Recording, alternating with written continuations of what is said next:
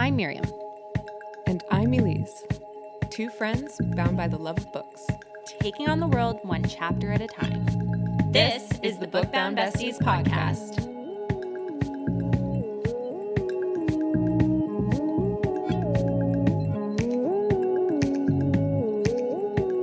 Hey, Book Bound Besties. That is staying in. Okay. That was beautiful. You gotta shoot your shot. Shoot your shot, people. Welcome to episode 10 of season 2 of the Book Bound Besties podcast, where we dive deep into your favorite books, have unhinged chats, and Elyse theorizes about what's to come since she has not finished the book yet. Today, we're talking about Iron Flame chapters 46 through 50. And for those who know, you know that today is going to be a really fun, squealy, butterfly levitating day.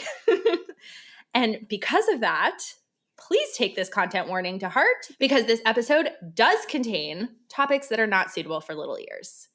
And before we jump in, Elyse, would you like to introduce our super special Book Bound Besties? Yes, we have been teasing it for a few weeks now. We're super excited to welcome the House of Wind podcast today. We have Hannah and Amber here with us. Hello. So Myriam has been listening to the House of Wind podcast for a while now, and she introduced me to it. They have been covering the SJM universe, and we have both become big fans of them. And we just decided to reach out to them one day, and they've been very kind to us, and here they are today. We are very excited to be here. 100%. Yeah, thank you so much. I just think this is a beautiful, beautiful friendship that is blossoming. It really is. It's so awesome, especially because we have very similar dynamics. So we get to relate in a way that I think is really unique.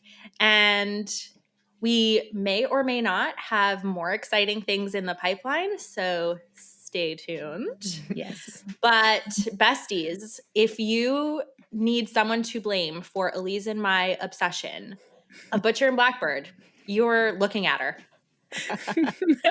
It's me. Amber, we blame you. It's me. Welcome to my life, Isn't guys. it? Okay, listen, people. You get it now. You get it now, right? Oh, absolutely. It is the perfect little entry, dark romance that makes you enjoy the romance and like the smutty parts of it. But the humor is also fascinating, but there's also these dark undertones of these individuals that have their own trauma and they're doing traumatic things. And it's just this huge tornado of goodness. Absolutely.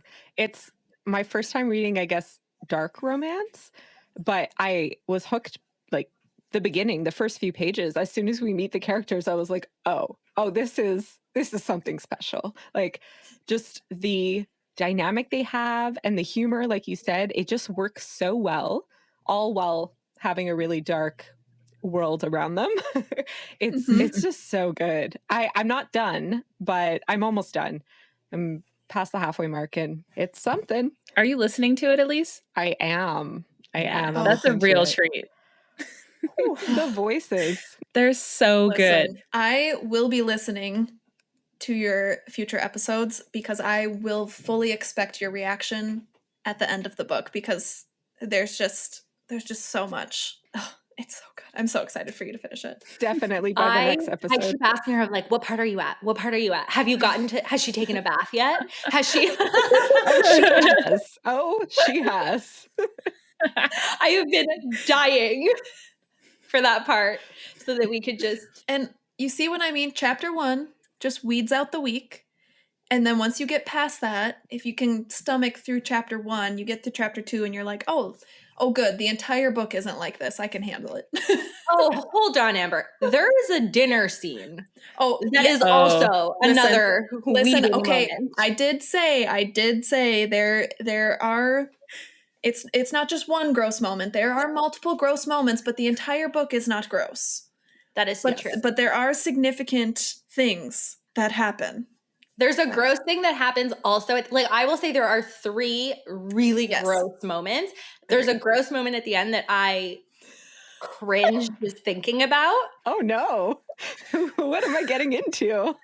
You'll be fine. It's fine. See, Myriam, this is what it's like when you like introduce people and then they start reading it and you're like, oh God, it's like a 50-50. Are they going to love it? Or But are they going loving it, which I'm thrilled about. So I feel like she's a trooper. Oh, absolutely. You're all troopers. I'm also a horror movie fan. So going into it, I was like, oh, I could stomach this. Yeah. Oh yeah. I feel like if you like horror and you like romance, dark romance is just kind of like a natural progression on that journey if you also happen to be a reader. It makes sense. It's like the perfect storm. Absolutely. We are eagerly anticipating Leather and Lark. I cannot wait for the sequel. Oh my goodness. Yeah. Yeah, that's going to be very good. I'm excited. Yeah. Oh, I just have a really quick question because I just finished the episode where Elyse said she finished Crown of Midnight, and I'm just curious where you are in your Throne of Glass journey. I finished Assassin's Blade, and I picked up Air of Fire today. So I'm about to start Air of Fire. Yeah. Actually, girls, maybe you can give us your input on this. Elyse had a very visceral reaction to Silver Flames. And in my opinion, the emotional journey in Air of Fire mirrors, ? The emotional journey in Silver Flames in a way, in the sense that it's like a book about mental health, the same way Silver Flames was. Would you agree? Yeah, I could definitely see that parallel. Yeah. Yeah, I think there are a lot of aspects that are similar amongst characters, and then also just like, I would say the one caveat is the pacing is significantly different, and I think that's ultimately what separates the two. But to your point, Myriam, I mean, I agree. I think it's a beautiful journey of mental health. I'm so excited for you. Would you say Silver Flames is a slower pacing than Air of Fire, or the reverse? It's hard because Nesta's story happens over one book. Like the story we know now happens over one book. But I mean, obviously Air of Fire is not, like it's like a part of her journey. So, but overall, yes, I do think the pacing is better. Like it's faster pacing than Silver Flames, I think. Is it as long? I don't think it's as long, but it's definitely, the books are getting longer in the series as they go. Like it's definitely thicker than the last few. Sure. It's because I'm an ebook reader, so I have no gauge. I can't look at them side by side or hold them in my hand and be like, oh, this one's heavier or whatever. So I was just curious. I just bought the physical copies because we're doing Throne of Glass next on the podcast. And I was walking through the bookstore feeling like a complete lunatic because I felt like I was like a cartoon character holding like a stack of books. Like they were literally like touching my chin. I felt like Hermione. I love it. Me too. I've been waiting on buying them for myself. I heard that we can maybe get them at Costco here, and I'm just like, oh, maybe I'll save, because books in Canada are so expensive. I ranted about this before, but like if you were to look at the price tag on a book in Canada, you're gonna have the Canadian price and the US price, and it's consistently at least $10 more expensive here than it is over there, barring the exchange rate, just like the ticket price or the sticker price. Yeah, it's crazy. Every time I go visit my grandparents in Nova Scotia, I'm like, everything, like a lot of things are more expensive for you guys, for sure. Gotta wait for those savings to buy that big bundle. Shall we leave Aurelia and the real world and visit Navarre? Always. Yes. Well, we're not actually in Navarre anymore, but true. You guys get what I mean. Yeah.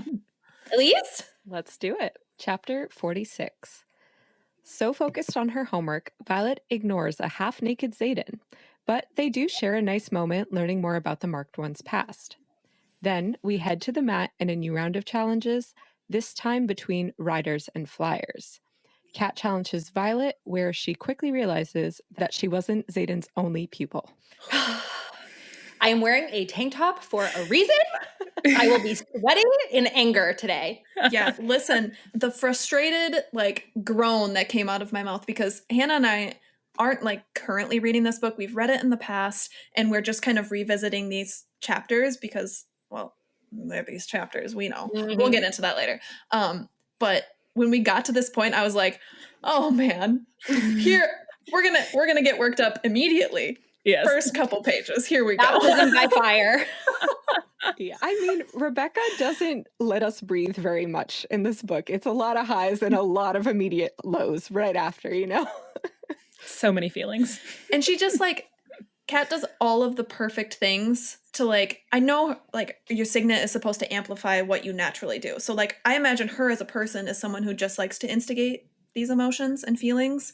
And then like, so just with her words, I mean, I'm going from 0 to 100. Same. And I'm like, no wonder Violet responds the way that she does. I probably would have tried to kill her too. Absolutely. The pre-chapter blurb comes from Captain Lyra Durrell's Guide to Vanquishing the Venom, property of Cliffsbane Academy, and it says, "It is somewhat fitting that the only weapon capable of killing a dark wielder is the same thing that drove them to soullessness. ... Power." The chapter opens with Xaden leaning over Violet's shoulder while she practices a hearing amplification rune.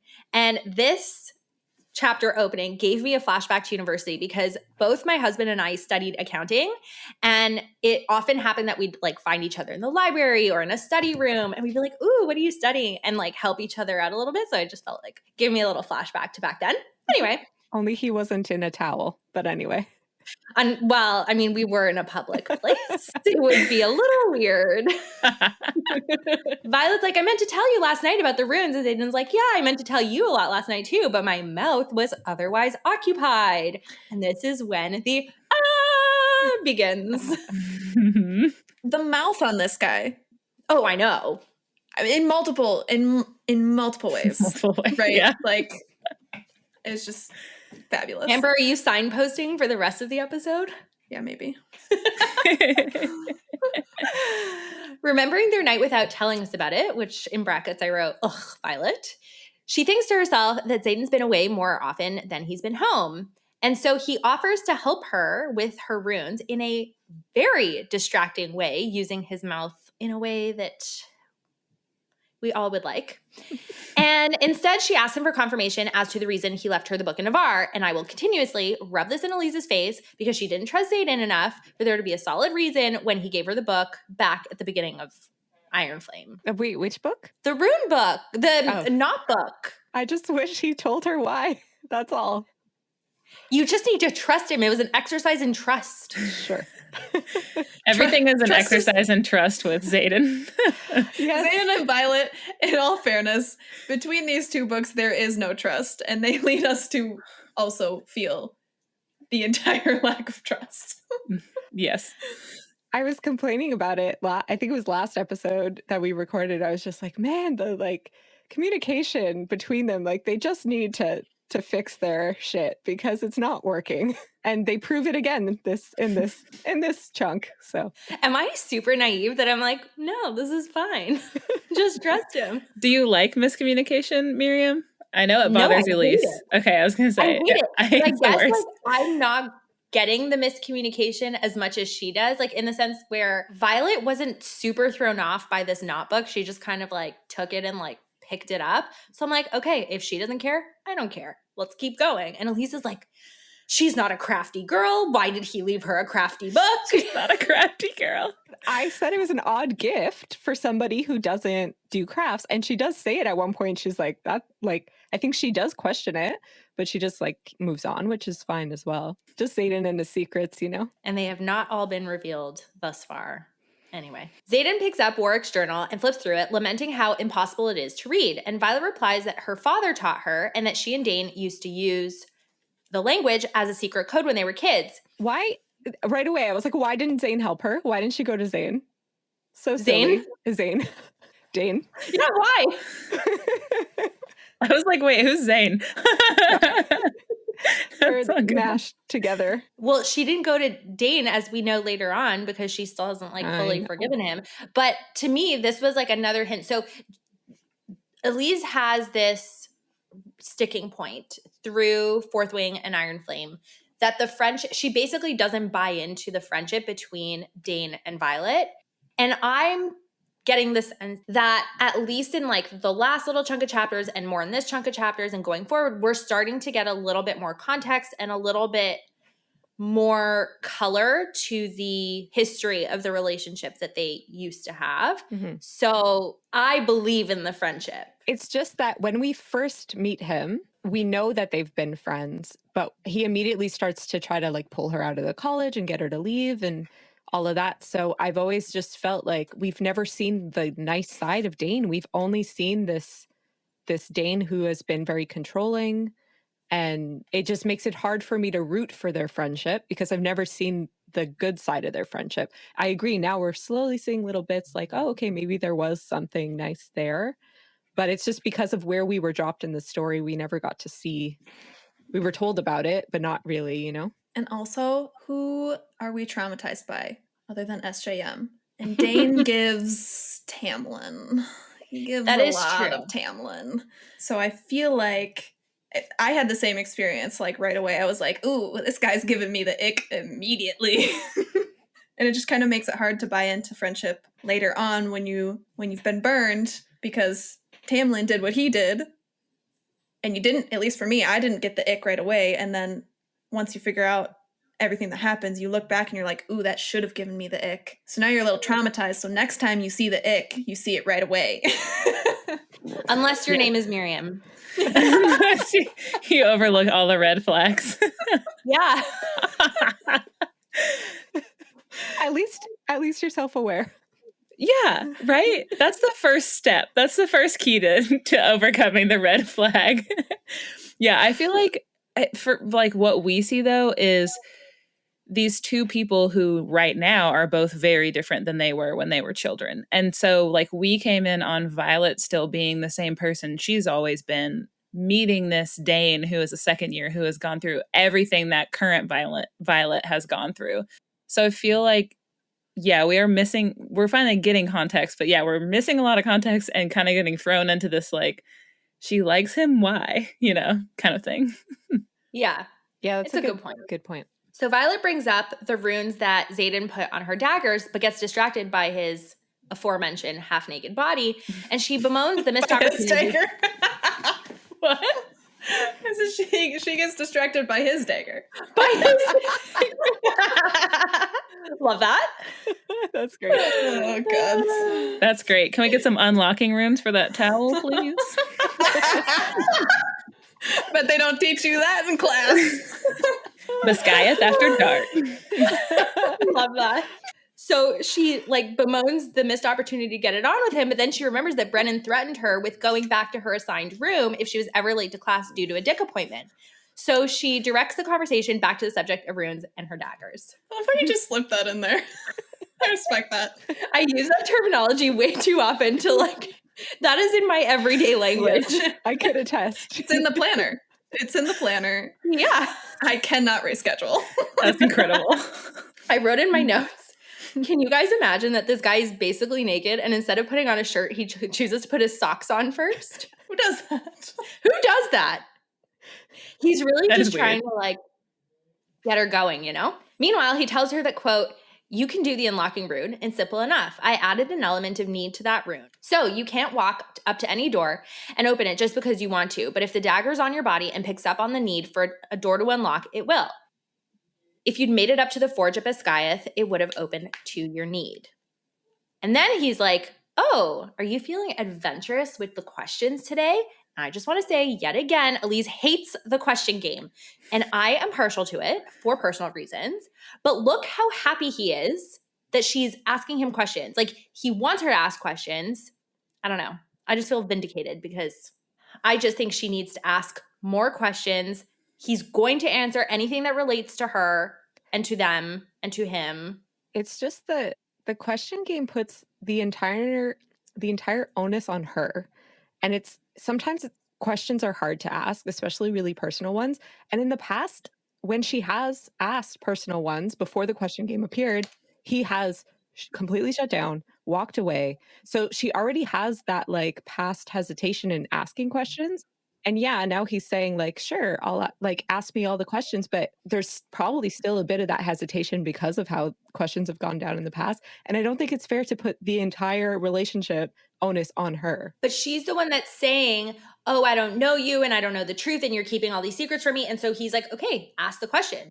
If he wants to know something about her, he goes and gets that information. So it's not one-sided. It's just that she's the one that like threw a temper tantrum over his secrecy and the fact that he has secrets he will continue to keep because he has no choice. It's just part of his job and part of his role. Isn't the information she wants the information that's off limits that she can't ask about? Like, doesn't he tell, I can't remember the parameters of the question game because it's been a while, but doesn't he tell her, like, you can ask anything, like, about me, but, like, not about the rebellion, basically? Yeah. Which, like, That's everything right. she wants to know is about, like, his role in the rebellion and what's happening there. Well, at this point, she also, you know, the next thought that she has is she tells herself, quote, the problem with being happy amidst the utter chaos we've caused is that I'm terrified to even ask a single question that might jeopardize it. She has this question about, for example, the wounds that her mother inflicted on him that she refuses to ask.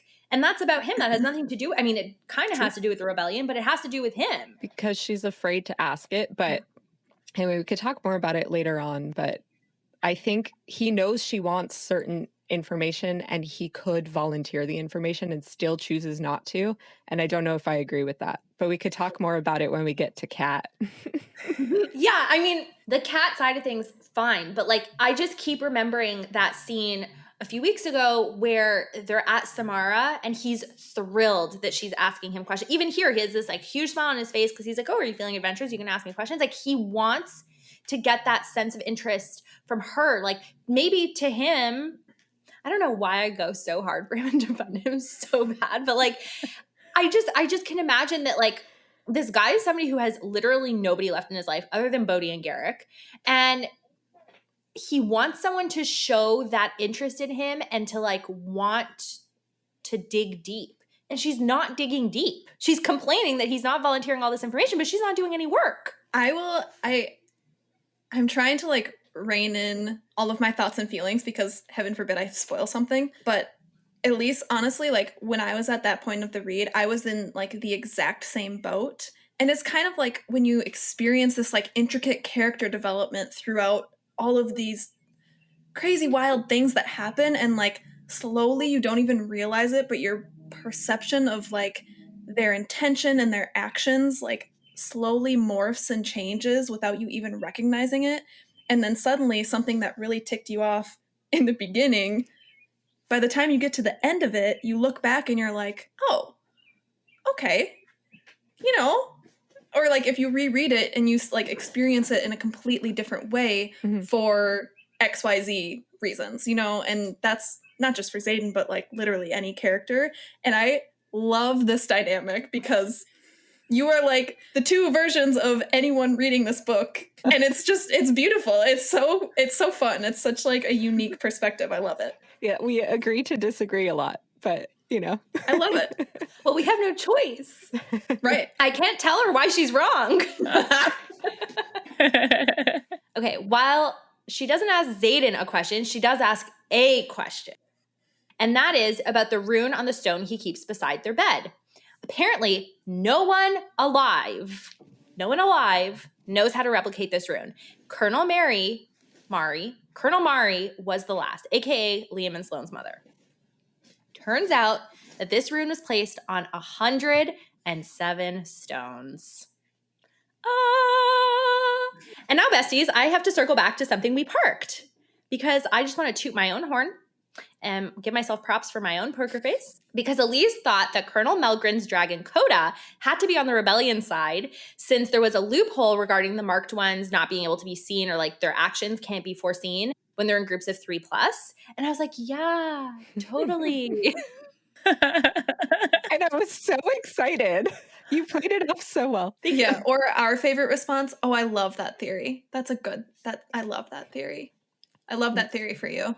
We have a friend that has read like everything under the sun. So when Amber and I will like group read something with her and we'll text her all of our theories, she's like, yeah, I love that. Love that theory. Great theory. Like she'll never tell you, like you can never guess like if you're right or wrong. So I love that where you're like, yeah, that's good. Yeah, I love that theory. And it's like the same response every single time. So like you can't gauge like the slight nuances in it. It's like, oh, I love that theory. 1 exclamation point. And I'm like, what does that mean? Do you? Do you though? But Myriam, you have to do it live. So that's even more impressive. Kudos. Yeah. Kudos to you. She's very, very good at it because I've said some things and then when we finally get to the real answer, I'm like, huh, you didn't even crack a smile. Like, And what do I say every time? Immigrant parents. And then I always caveat that I was a very good girl and I never did anything naughty. never, ever. Never. Turns out that the rune on the stone was actually a protection rune that was only intended to be used once. Each of the 107 had been with a specific element pulled into them to tie them with their parents. So each of the 107 marked ones had a link to their parents. And this part makes me so freaking weepy. Quote, each of the children of the officers were given them before our parents left for the Battle of Aracia. We were told to carry them at all times, and we did, even to their execution. It was designed to counter the signet of the rider whose dragon would kill them, but it would only activate when killed by dragon fire.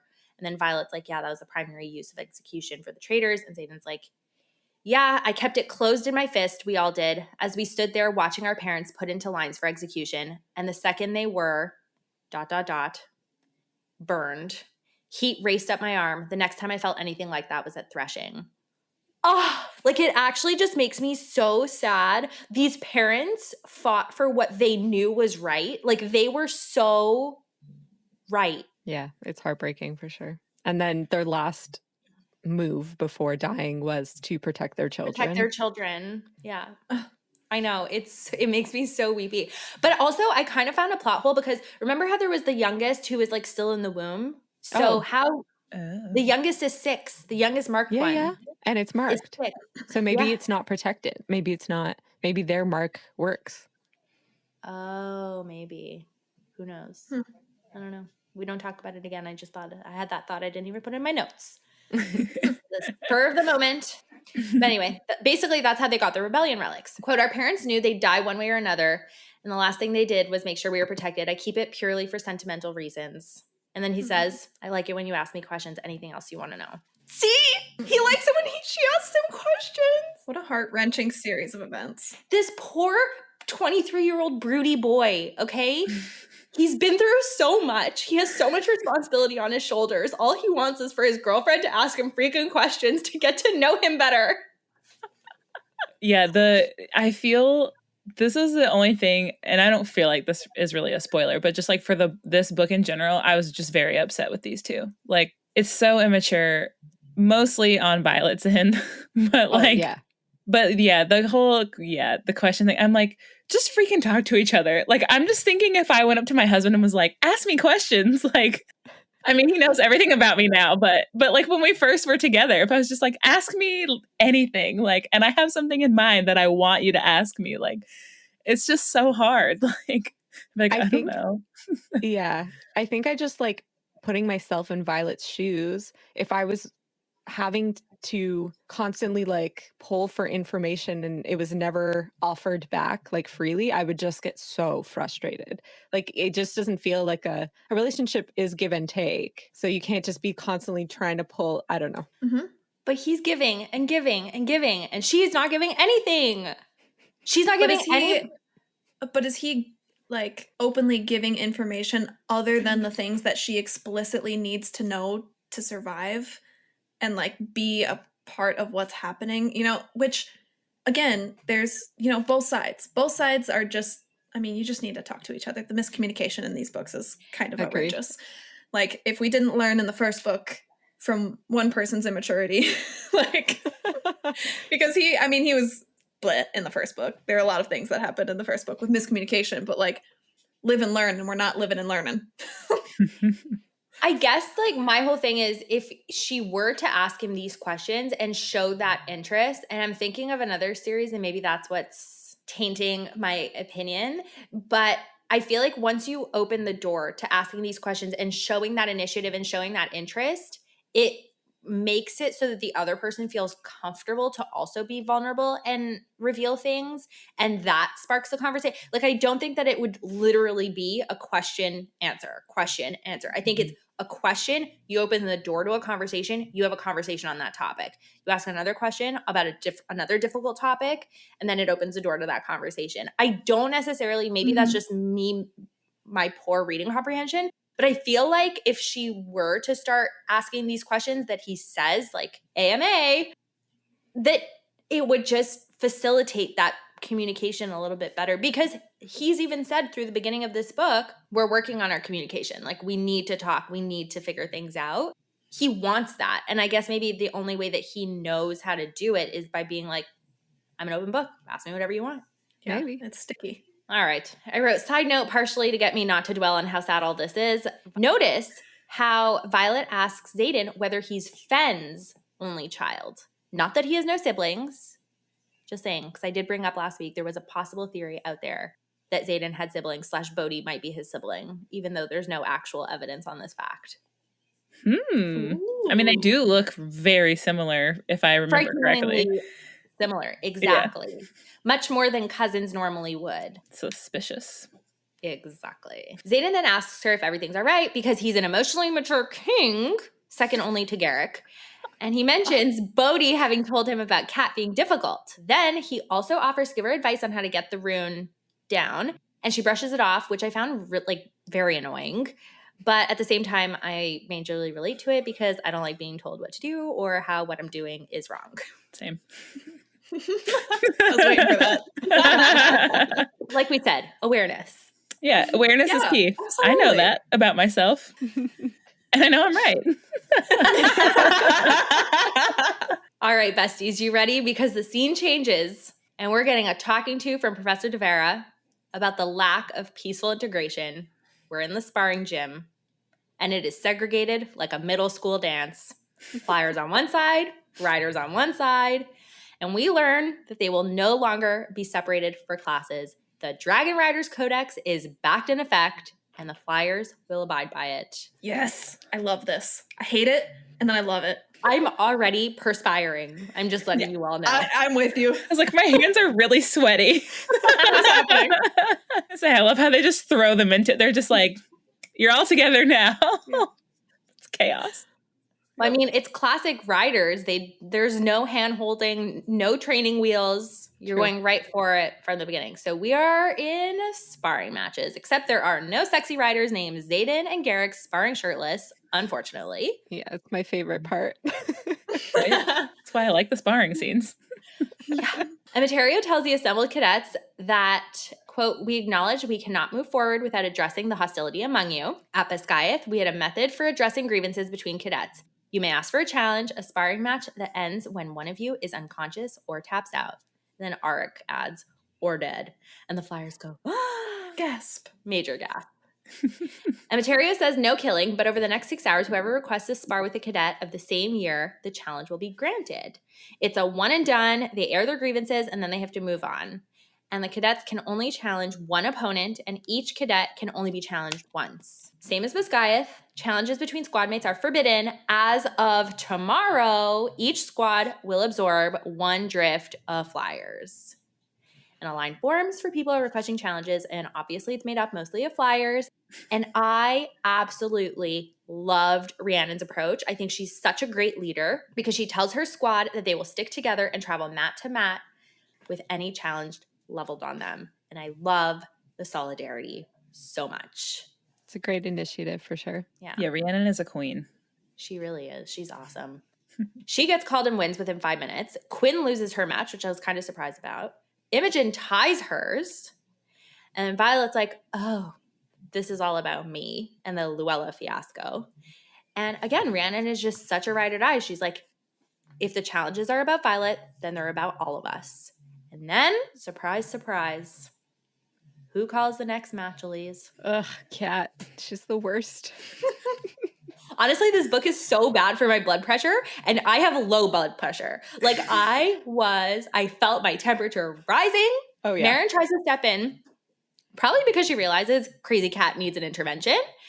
And Imogen and Rhiannon give her advice before she steps onto the mat, and then Darna and Taryn also pipe in, and then Kat starts to attack, and Violet realizes that she recognizes the freaking fighting style. And the way Rebecca Yarros made me physically ill with the way she wrote this jealousy. I hate that Kat fights like Xaden. And that means he trained her. That means that sexy chapter 9 sparring tutorial that we had in Fourth Wing was not unique to Violet and Xaden. It makes me sick. Yeah. I'm mad. Yeah. It just felt like like it happens in so many TV shows and stuff when a guy is going out with a girl and then he goes and like pulls out the same moves on the next girl and you're just like frustrated. And then I was like, no, I don't want that for Xaden. I don't want to be frustrated. It's giving John Tucker Must Die. Oh my God, yes. Yes. Except Xaden is not John Tucker. He's much better. Indeed. Yeah, it's like every thought that she has coming up, I have a visceral response to, because that is the kind of partner I am. I'm a very jealous partner. Like if someone ever touched my husband, I'm like, no. Like I'm just a very like, no, I can't. And then when she's like thinking about like him and Kat together, I'm like, oh my God, this is how my brain works too. I'm like, no, I can't even go there. I can't even think about that. No, it makes me mad for her and sick. Oh yeah, for sure. The next chapter is very like frustrating. I think all our blood will be boiling. Yes. I am just curious for like my own sake. Are you like, is everyone kind of a jealous person? Elyse, Myriam, are you both like? Oh, I definitely am. Elyse? I would say less so. Yeah, I mean, okay. if someone was saying the things that Kat was saying to me, I would definitely lose my mind. Yes, fair. Yeah. I think I'm in the same boat as you. Yeah, I'm in the same boat as Elyse. I'm the kind of person that like Amber, you betray me. If I know, but like if I were to go out to a bar with like all of our friends and Ben was like over in a corner and a girl came up to him and started talking to him, I would like get popcorn and watch. I would find that hilarious. I just would find that hilarious because like obviously she's gonna get shut down and she's gonna have to walk away, but like would I find some entertainment in watching that? Absolutely. It's just I'm just chaotic enough that I'm like, oh yeah, that'd be kind of funny. My husband is like too unaware that the girl would just like be polite and like continue talking and like spend an inordinate amount of time speaking with her, and I would be sitting there shooting daggers with my eyes. See, it's funny because I guess because Amber and I as partners are kind of similar, where like I have watched this happen where I guess it's now that we're married, it's not as bad as like when we were dating, but I have watched a girl like come up to my husband and like ask if he was alone and him be like, like cannot respond or function. He's so it's like, and if anyone gives him a compliment, he turns like pink and yeah, he can't. So it is kind of funny and cute, but yeah, if it was Kat, yeah. No. Yeah, at the same time, if someone like came up and touched my husband, I would rage. That's the thing. I would rage. I feel like that's the line. Anyway, continue. Sorry, we went on a tangent. Curiosity in my brain. We are at awards. All right, Elyse, what's your most romantic line? So mine is a moment, and it's when the parents protected the marked ones with the stones. Yeah, that was really beautiful. Hannah, do you have one? I do. It's kind of similar to the one you mentioned. It's more friend and squad based, where Violet says, "This is about me." I say quietly to Rhiannon whenever Imogen lays a solid kick to the other girl's head. "That makes it about us," she responds. Oh, yeah. I love that. We started these awards with being like, okay, we're going to do most romantic, funniest, and spiciest. And they have just morphed into the different ways you can be romantic or the different types of love. And I just love that so much. Amber? I think it's like, it's in the same vein, but it's when like Sloane kind of comes out of nowhere and is like, and like adds on to that level of like, yeah, kick her ass, you know, like just do it. And I think it's like the blooming of that going from like where we started with Sloane to like slowly developing like, you know, united against one front that then blooms into like what it eventually does. Yeah. I love Sloane's journey. All right, Elyse, what's your funniest line? How did I not notice he'd been basically naked behind me the whole time? Such a missed opportunity. Hannah? Mine is scratch your eyes out, Andarna suggests. Really, the eyes are the softest tissue. Just jab your thumbs in there. Andarna, use some common sense. Taryn snaps. The kneecaps are a much easier target. Yeah, I think the same one. Same, yep. Nice. Love it. Last awards for the chapter, spiciest line. I meant to tell you a lot last night too, but once I found you in bed, my mouth was otherwise occupied. Same. Mine was actually Elisa's funniest line because I like what comes after, where she says, "What a missed opportunity," and he says, "Keep looking at me like that and you're not making it to class." He warns, his eyes darkening, because I love it when the eyes darken. Oh, do we?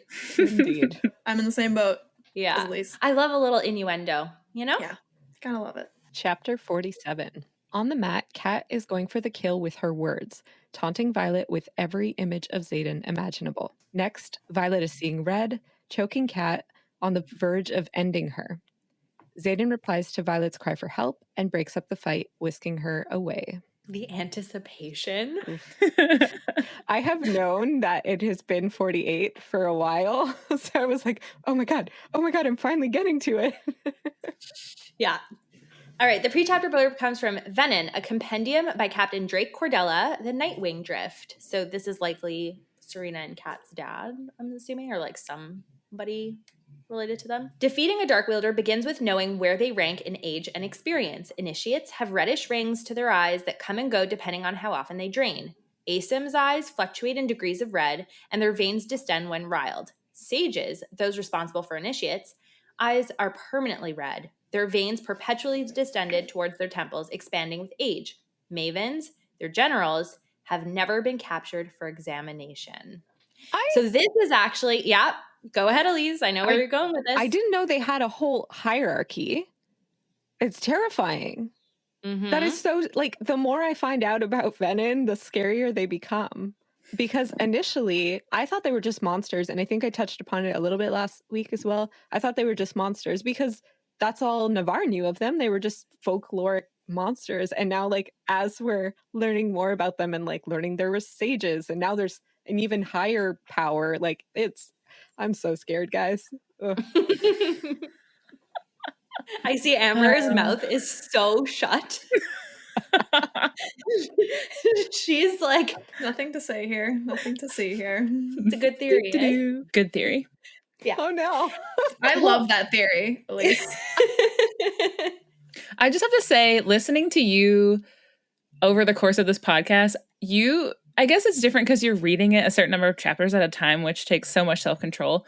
But like the thoughts that you're having are like, I did not have any of these well-formed thoughts like while I was barreling through this book. So it's really cool to see your like reaction and as things like kind of unfold for you. It's cool. Thanks. It's definitely been hard to read it slow, but I also like, and I've told Myriam before, I think it allows me to really dissect and focus on what I'm reading, right?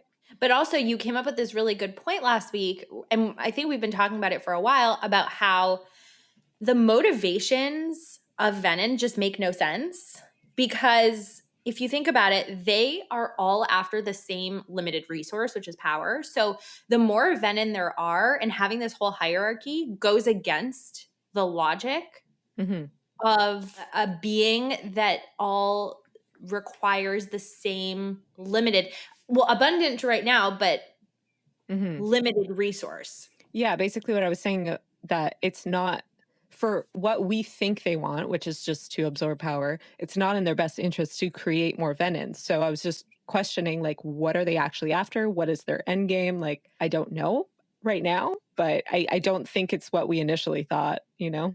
Do you guys have any ideas? Because this is a non-spoilery question to ask. We don't get the answer. Yeah, I think of it kind of like, and maybe this is just because I'm rewatching Stranger Things right now. I think of it kind of like the whole, like they're like minions that could be working for something that's like a higher baddie, you know? Oh, I like that. Potentially. So they're just kind of like henchmen that might be like donating the power somehow. I have no idea. Ooh, but it's a that's really super good, interesting. it's a good question though, because I haven't really thought about that before. I'm just like, wow, the Venom are scary. That's it. They are scary. I also am obsessed with Stranger Things. Sorry, just side. Oh, It's like my favorite show. So good. I guess if you think about it, like the Death Eaters, they just are trying to build, for all intents and purposes, a government and a ruling system and a ruling class. So the more of them that they are, the more people serve the machine that is the Death Eaters.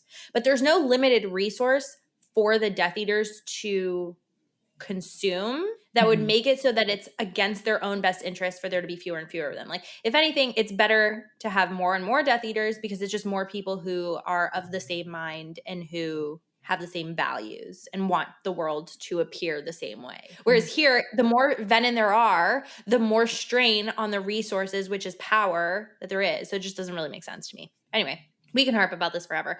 But let's get back to Violet and her sparring match, because she is now realizing that it is going to be way tougher than she thinks, because not only does Kat have excellent fighting skills, but lest we forget her mind games. And boy, does she lay it on thick. She is very good with the mind games. Quote, "Does it bother you?" she asks, lowering her voice as she raises her hands, "knowing he taught me first, that I had him first?" Yes, it bothers me. It bothers me a lot. I feel possessive over this man and he's fictional. Yeah, but that's all of us book girlies are like that, you know? But it's the things that she says are just like, who says that? That's so mean. Honestly, Crazy Cat has literally no shame. She doesn't care. Violet's like, "Oh, it doesn't really bother me because I have him now." And then she feels like bile rising in her throat. And I'm like, I feel the bile. Stop laughing at me, Elyse. I think Rebecca Yarros is like, what will make my readers the angriest in this moment? Yes. Oh, I'll write that. And as a collective, we are all feeling it. Kat brings up the way Xaden tastes. Oh, I cannot cope. That is too far. Like, no. Violet thinks that she may vomit on the sparring match, and I may join her. Yeah. And if you don't join her in that, I'll join her in killing her. Right. I'll do it.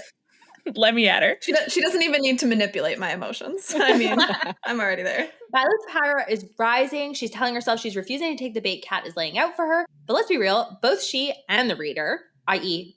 me, is falling into Kat's trap.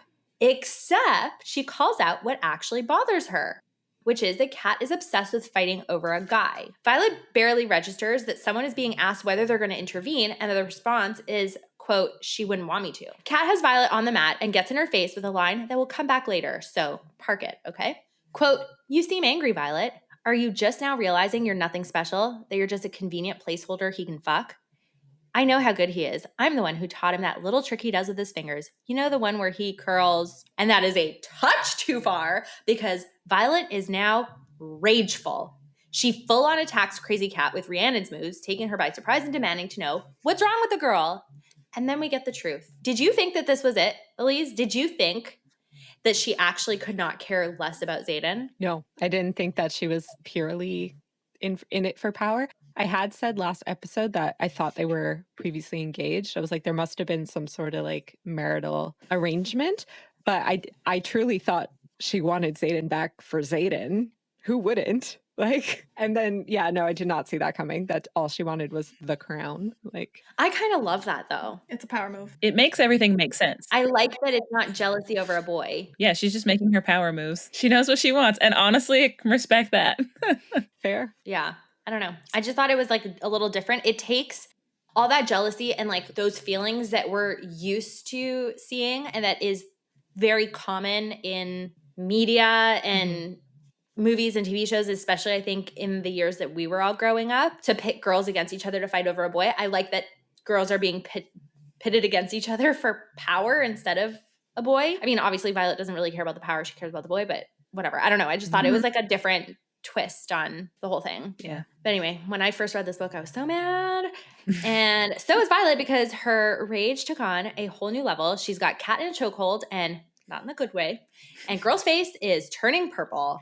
And that's when we get confirmation that the voice she barely registered earlier was indeed Xaden, because he's in her head talking her off the ledge, which is precisely when she realizes that she's actually been manipulated this whole time. Did you get a sense, Elyse? Again, I'm going to keep asking you because I think I know the answer. I hate that I know the answer. I mean, yes, I figured that maybe, but at the same time, like, even if she didn't have her powers, the words she chooses to say are enough to piss anyone off. Like, you could be a saint and I think you would get a reaction out of those words. Like, she's very good. Yeah. Girl couldn't accept help with her runes last chapter when they were in private, but she humbles herself in front of absolutely everyone and asks for help in front of all the cadets. Xaden physically removes her from Kat's person, and the crazy bitch has a nerve to be like, I didn't tap out. No shame. I was trying to not kill you, homie. You're welcome. Yeah. I tapped out for you. You're welcome.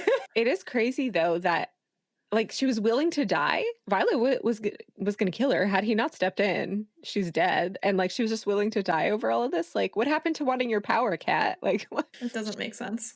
Too petty. Ego is too big. You know that like TikTok sound? Like, I can't breathe. Yeah. That's like what I think of when I think of this. Devera accuses Zaid of interfering with a challenge, but Professor Kendra, the Flyers professor, can tell just by looking at Violet what the heck is going on and banishes Crazy Cat to her room. Zayden carries Violet into the assembly chamber, and my eyes are now the size of saucers, and my stomach is in the floor because I know what's coming.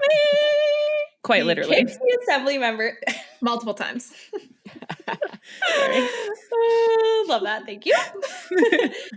He kicks the assembly members out of the room and he examines her face, admitting the cat got her good, but at least Violet got the last word. The chapter ends. Awards. Mm-hmm. Elyse, what is your most romantic line? He isn't a crown. He isn't a stepping stool for power. He isn't a tool to elevate her standing. He's everything. Oh, That was mine it is too. everything. Okay, I have a different one. Let's hear it. I have a friendship one, and it's the moment where she's like about to be beat, and then she thinks in her head, she's like, "Fuck her, Rhiannon taught me too," and it's just like that, like, right? I was trained by my best friend too, and that's the training that's going to make me win this fight. I just love that. I love that too. I had a tie. One was, but it was between. I honestly don't care if you kill her, Violence, but you will. And it was Zayden just looking out for her and knowing that she would regret something and just caring about the aftermath. And the other one was, I love him more than I hate her. Yeah, that was a good one. I highlighted that one too. So good. I'm going to go up front and say there was absolutely nothing funny about this chapter, so I do not have a funniest line. How about anyone else? I was too mad. I have one, but it's like, it's not funny. It's like that I'm uncomfortable, so I'm laughing funny. Okay. You know? And it's because I resonate with it so well. It's at the very end of this chapter when Zayden's like, "Oh, she got you good, but you got the last word in." And Violet goes, "And how many of those humiliating words did you hear?" And it says all of them. And the chapter ends with fuck. Can't you just picture that in the TV show? Yeah. Yes. Yes. It's just like, and that's such a visceral feeling of like, you say something in a moment of anger or some sort of emotion that you absolutely want no one to hear. And the number one person you don't want to hear it actually hears it. And you're like, oh, yeah, okay. You know what I picture? I picture she says fuck, the screen fades to black, and then it's the Curb Your Enthusiasm song, like Yes. Yes, that is perfect. That's pretty good. Okay, for spiciest line, I actually at first thought it was romantic, and it's the line that Elyse and Hannah picked. I thought it was romantic, but the setting of her being so freaking angry made it spicy for me. So like rather than seeing it as like her being like, oh, you know, he isn't a crown, he's a stud, blah, blah, blah. I was just like, I picture her being like angry thinking it, so I thought it was spicy. Yeah, she for sure like would say it with conviction. So Yeah. Mm-hmm. I went with, I'm unhinged. I'll show you unhinged when I kill you for fucking with my head. Boom. Mhm. I love that. My spiciest line was actually the one that Amber put as her romantic line. Just because I thought it was so sassy of like, fuck her. No, Rhiannon trained me too. Yeah, I went just because you know what happens in the next chapter, the get out right fucking now. And you're like, oh my God. This is what I love so much about our awards is that sometimes you can interpret the exact same phrasing in different ways and just ascribe it a different emotion. And I just love that. Okay, are we Chapter ready? 48. I warned Justin, I was like, there will be so much squealing and yelling. Just be warned. I feel like we're at like a slumber party, a virtual slumber party, and we're talking about boys right now. Indeed we are. One boy in particular. All right. If the throne is rocking, don't come knocking. After all the heightened emotions, Zayden ravishes Violet, ending in a climax, thundering throughout Erasia.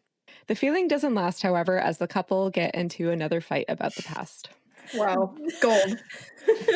This is on par with as time snaps back, Xaden snaps neck. Okay? That was like That one and your head turning one is absolute gold. These are so good.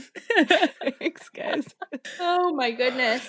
The throne is rocking, don't come knock. Oh, I love you. All right.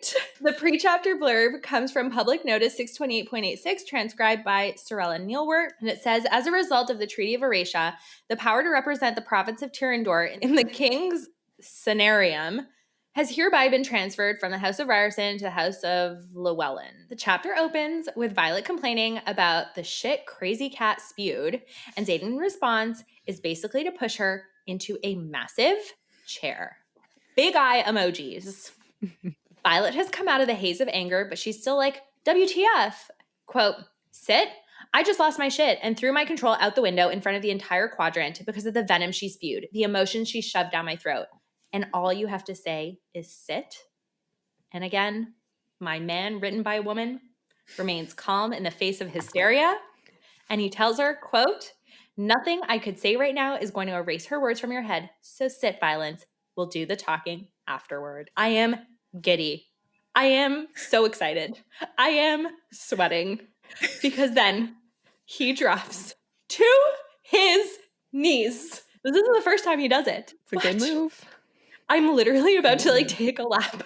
I'm so giddy and excited about what's to come. Because, besties, here comes the line. The line. When Violet tells Xaden that they can't get it on in the assembly room, he responds, we can. Quote, my house, remember? They are all my rooms. My house, my chair, my woman. Screams in caps locks. So good. I have full body chills. The stupid smile that was on my face while I was taking notes, and nothing had even happened at this point. They didn't even kiss yet. Telling you.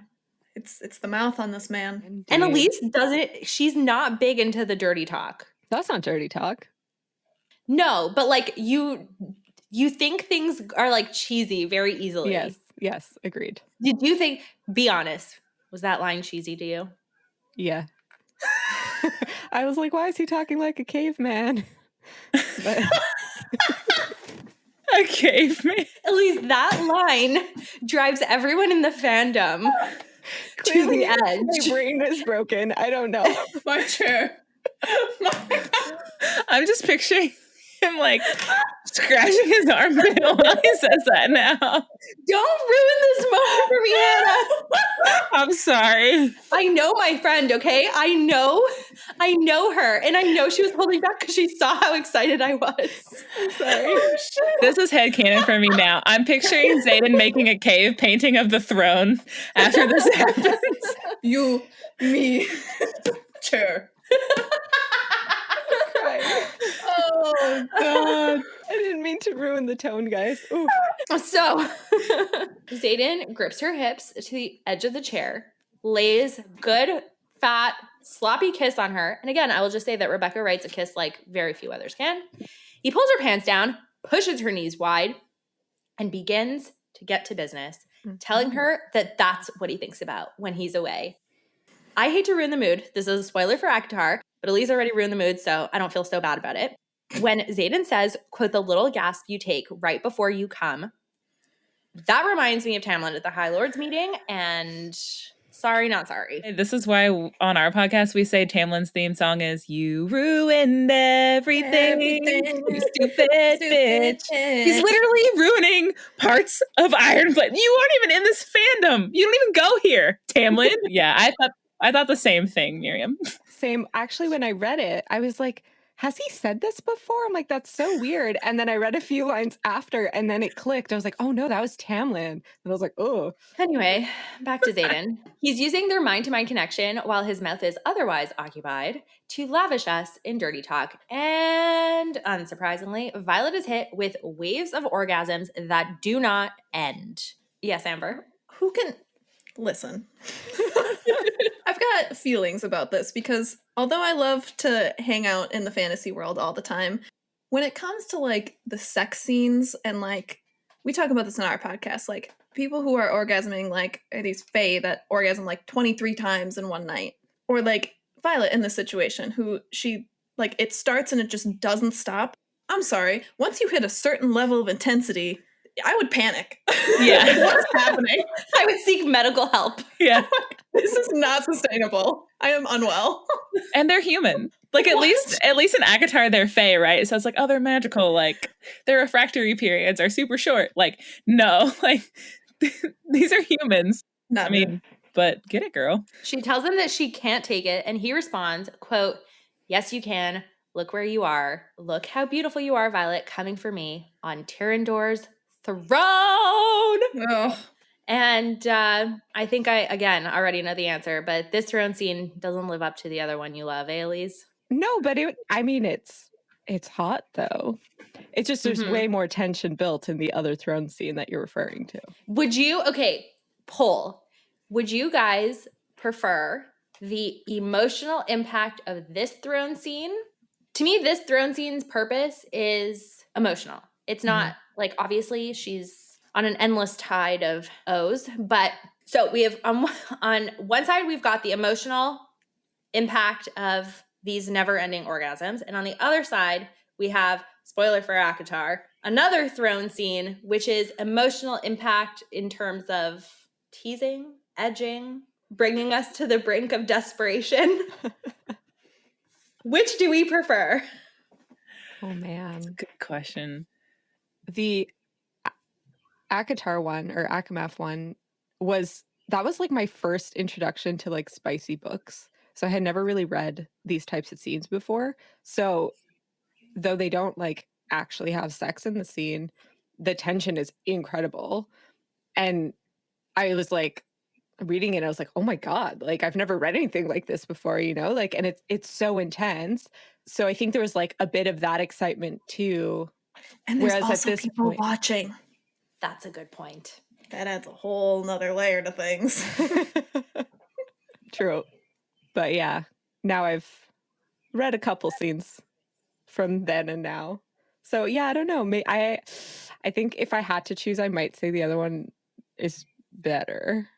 I'm more excited by it than this one. Yeah. Is that opinion because of what's to come? Has the rest of the chapter marred what happens here for you?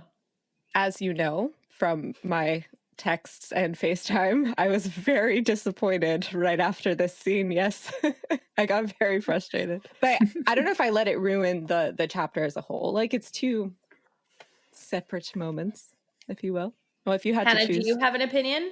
I would probably also say the ACOTAR throne scene, only because I sometimes find more... I love reading like period romance, and like I love like Pride and Prejudice and stuff like that. And sometimes for me, it's about the what's not done and what's left not done, and that sort of like the tension. And I think just because I wanted at this point Feyre and Rhysand to like finally get together, then it was leading towards that. But this feels like a Band-Aid, although it's still an incredible scene. It's not like propelling these two forward, if that makes sense. Not really, in my opinion. But I will say him showing her like how he's feeling is also a Rhys move that we are huge fans of at the House of Wind. Yes, and I think that that's the moment that like elevates the scene from like good to great, is when we get that little whoop and that like inner monologue, like that almost unintentional inner monologue, which makes it even hotter. So baby boy's not done. He keeps on going. And now we're going to break up the Spice Fest with a little bit of theory time, because what happens next has people theorizing about Violet's second signet, what Amber just alluded to. Violet's thinking to herself, quote, "Shimmering onyx wraps around my mind and everything intensifies." And then we get in italics, "A driving, pounding, uncontrollable need courses through me with every beat of my pulse, demanding an outlet, demanding I rip through the confines of the leather and trade her sweet taste for the incomparable perfection of sinking into her when she comes. I need to fuck her, to flip her over the arm of this throne and drive into her, but I can't. I need her nail marks on the wood, need her cries filling this whole fucking house, need her knowing what I can be for her, anything and everything she needs. She's heaven in my mouth, flawless, mine. And she's almost there. Gods, yes. Her legs are shaking. Her walls are fluttering around my tongue. I love her so fucking much. Now color me surprised when hearing his innermost thoughts makes Violet come again. But she immediately asks him, what the heck did he just do? And this is the theory. People think she is intrinsic. I like that theory.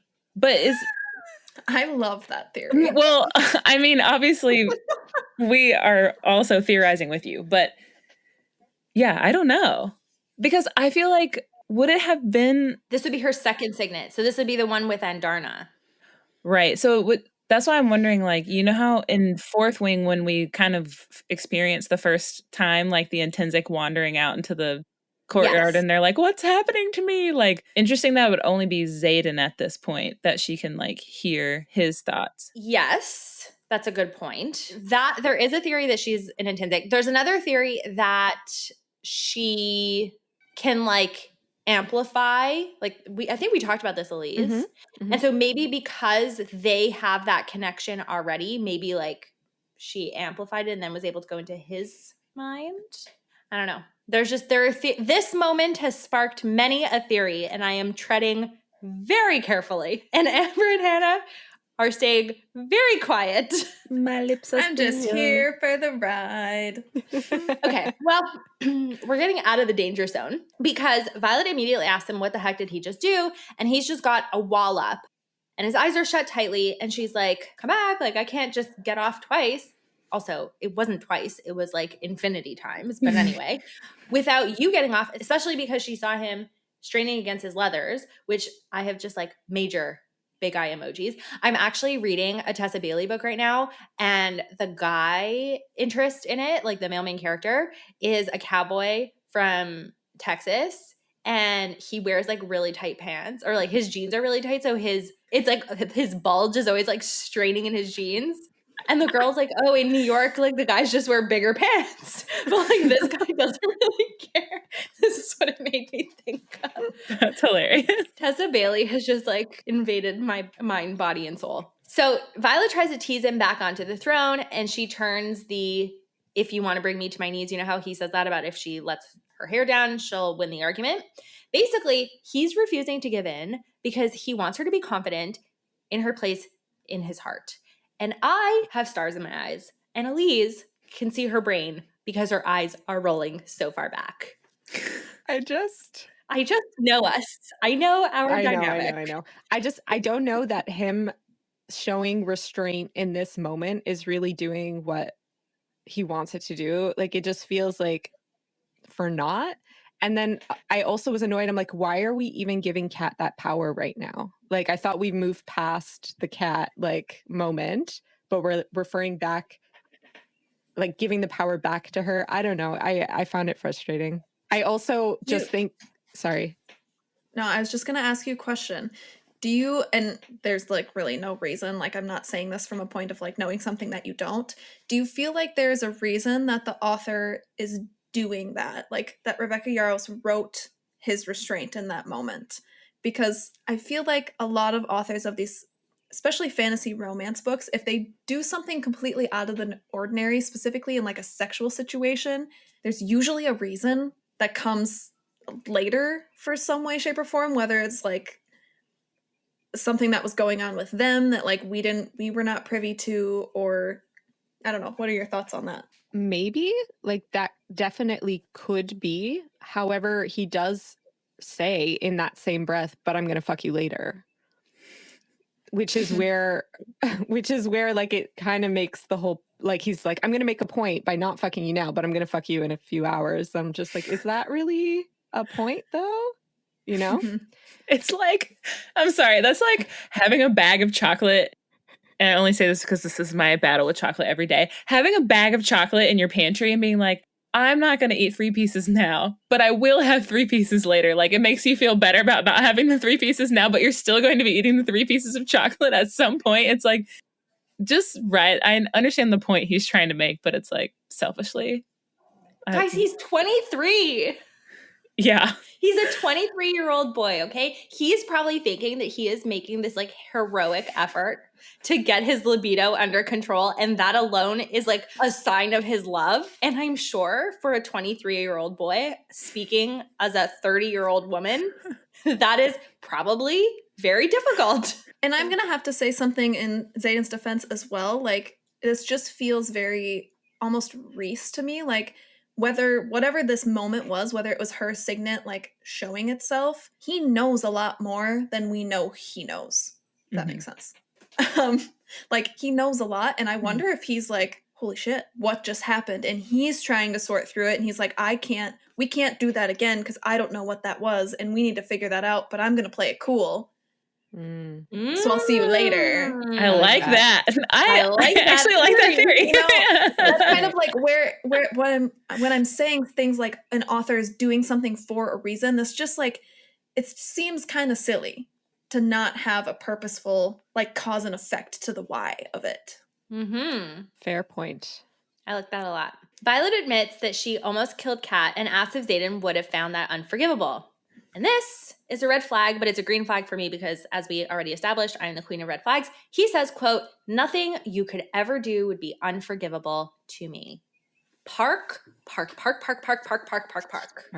in the back of your mind. Noted. Violet asks how he could ever love someone like Kat, and he responds that he didn't love her. And then she cannot compute because she's like, but you were engaged. And then she realizes she doesn't even know the story or like when this was and how long they were engaged. But he throws it back in her face saying she didn't ask. And I need to defend myself once more because I know that this drives Elyse crazy.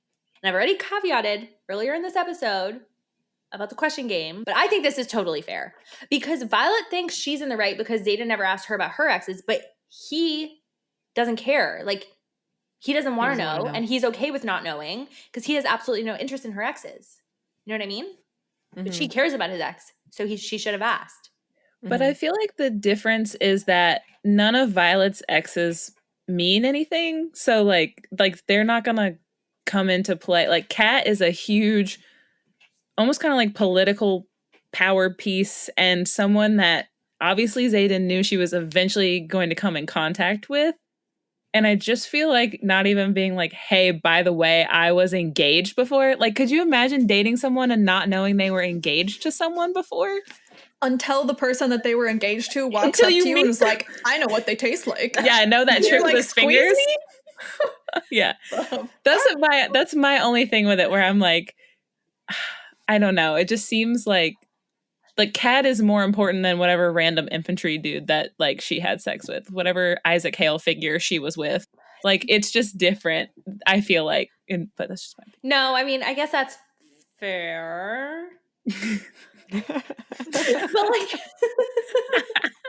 but then he tells her, he's like, because when they're talking about like whether he's asked or she's asked or whatever, he goes, because I don't want to know, which I suspect is the same reason you continue not to ask me about things that actually bother you, because I don't want to know, which I suspect is the same reason you continue not to ask me about the things that actually bother you. But let's just ignore that like we usually do. It seems to be working for us. So like, it's just in that moment, first of all, he clearly sees it bothers her. And he knows her very well. Yeah. So I just think he could have volunteered a bit. He didn't have to give all the details, but just a bit of information to be like, hey, you know what? It's not what you're thinking.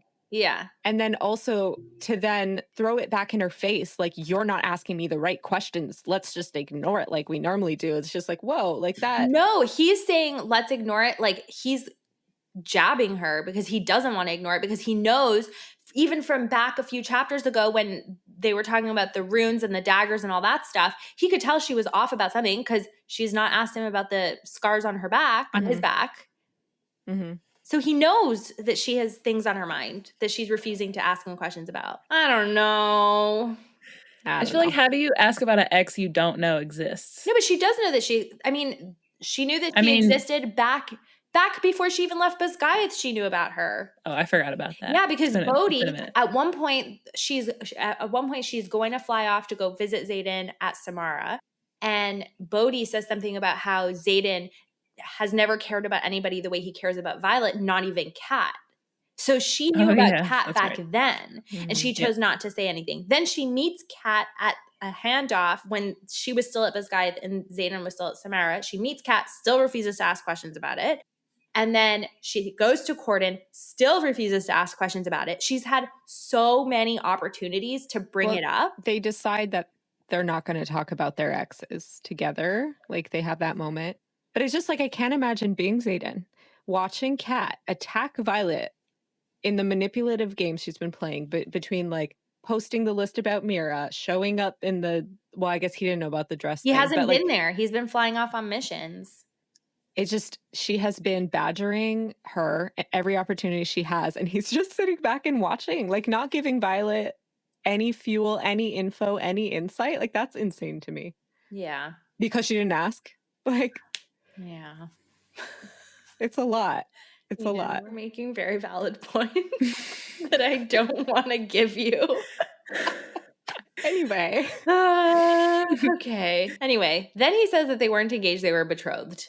Poll to the class. Do we think that there's a difference? I feel like engaged is a choice and you're told that you're betrothed.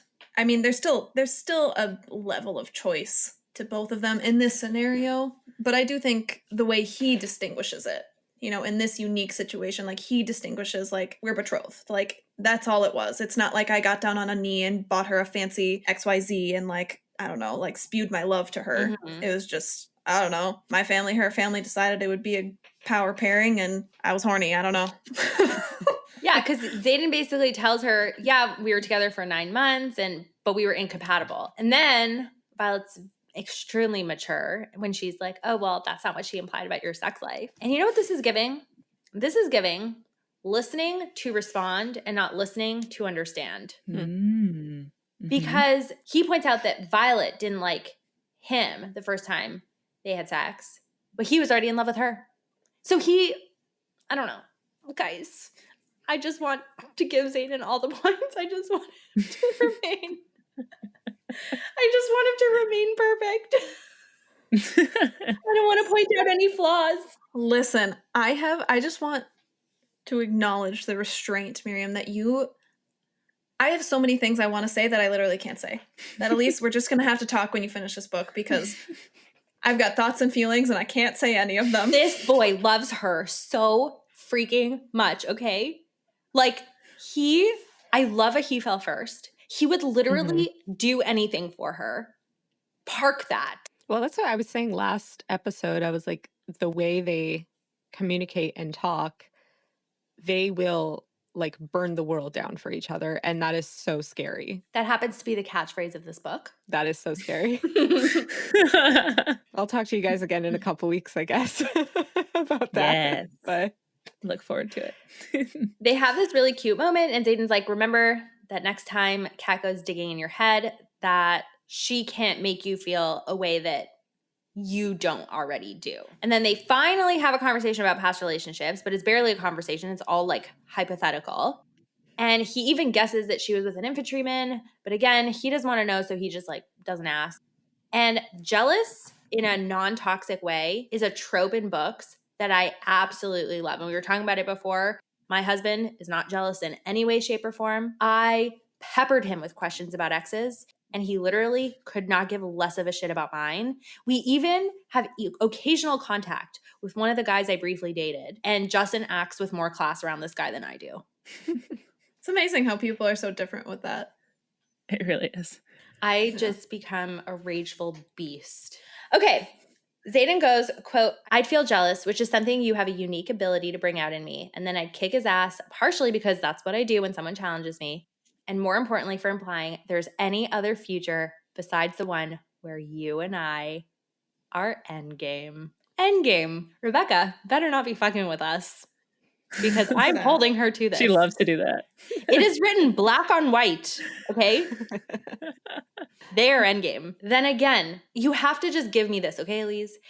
You can call all of his flaws, you can call all the miscommunication, but he proceeds to go through and unpack all of the emotions that she felt on the mat. mm-hmm. The anger, the inferiority, the insecurity, and he processes it with her.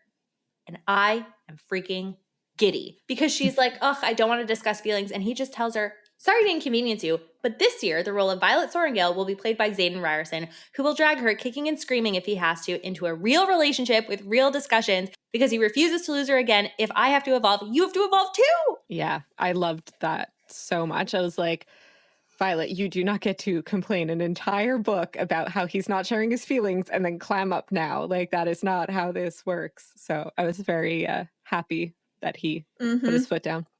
So does this not color your interpretation of the question game? I keep harping on it, but like to me, he does everything else that he does and all of the other things that he says and the actions he shows has me view the question game in a certain light.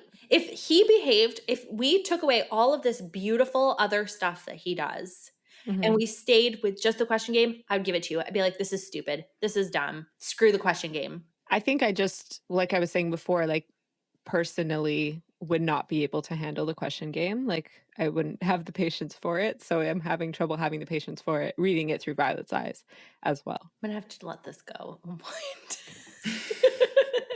I mean, I don't know. Maybe when I find out more later, I'll be like, oh, it all makes sense now. And like, that would be great. But girls, does it all make until sense? then, this is the thing that I wish I could have like a wide open discussion with the both of you because I have thoughts and feelings, but nothing that can be shared as of now. Same. oh man, we're going to have you guys back. We'll have an end of book discussion. Yeah, seriously. Yeah. They continue their conversation discussing her inferiority complex, which he very quickly dispels with a casual quote, Violet, you were just in my thoughts. You know, I think you're perfect, even when you frustrated the shit out of me. And then he's like, all right, let's attack the insecurity.